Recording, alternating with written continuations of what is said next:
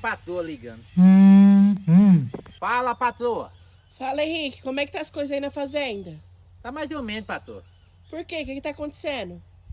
Eu tô até sem jeito de falar, acredita, patroa? Fala, homem, eu já tô curiosa, fala logo.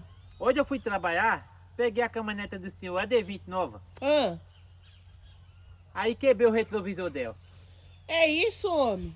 Isso. Pode ficar despreocupado, acontece mesmo.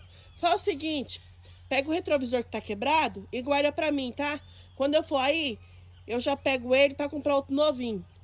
Mas aí que tá, patroa. Eu bati a caminhonete no barranco, ela capotou, caiu lá embaixo no barranco.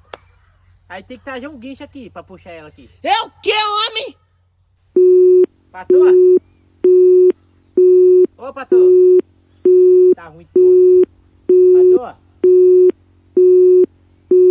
Alô?